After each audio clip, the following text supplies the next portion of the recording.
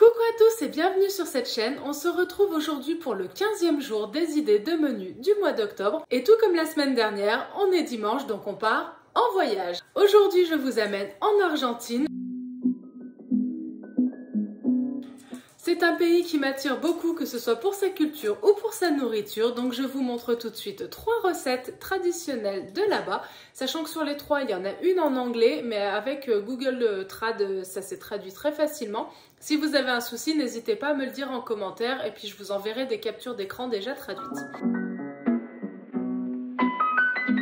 En entrée, je vous propose des empanadas. Alors ils sont végétaliens et dans la recette de base, c'est plutôt avec des légumes d'été, donc des courgettes, des aubergines, des poivrons, des choses comme ça. Mais en fait, ce qui est important, ça va plutôt être la pâte autour. D'ailleurs, vous trouverez la recette de la pâte à la fin de l'article. Comme d'habitude, les photos que je vous mets sont issues des recettes dans les liens qui sont en description juste en dessous.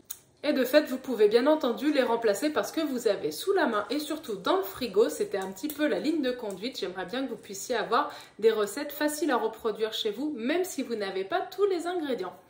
Vous pouvez par exemple les remplir avec du tofu, une farce aux champignons vu que c'est vraiment de saison, ou alors un mélange de tofu et d'épinards. En idée de plat, et c'est là que ça va être justement la recette en anglais, vous avez une recette de locro vegan. Alors le locro argentin, c'est un ragoût traditionnel dans lequel vous allez retrouver tout un tas de légumes. Et alors là, pour le coup, pas mal sont de saison. On a le maïs, on a la courge, on a la pomme de terre, on a la carotte et tout un tas d'autres légumes qui vont ensemble vous faire un plat très coloré et qui donne vraiment envie. Et vous pouvez ou non rajouter la sauce qui se fait à part et qui est à base de piment et qui pour le coup à mon avis doit bien arracher. Donc ça vous permet de doser aussi en fonction de vos propres goûts et votre sensibilité au piquant. Vous voyez comment vous voulez aménager ça pour que ce soit le plus agréable possible. Et enfin en dessert, je vous propose des gâteaux traditionnels qui s'appellent des alfajores. Alors ce sont 2 biscuits sablés au milieu duquel vous allez retrouver un caramel.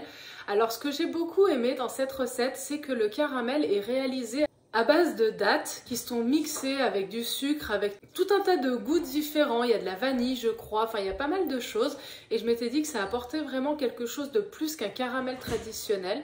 Dans la recette, vous en avez largement assez pour faire et les biscuits et pouvoir en avoir à côté pour tartiner éventuellement sur du pain ou alors avec des pancakes, enfin comme vous voulez. En tout cas, vous aurez un petit peu de rab et personnellement, ça me semble très prometteur. J'espère que parmi ces idées de recettes, il y en a qui vous inspireront. Je vous souhaite une très belle soirée et je vous dis normalement à demain.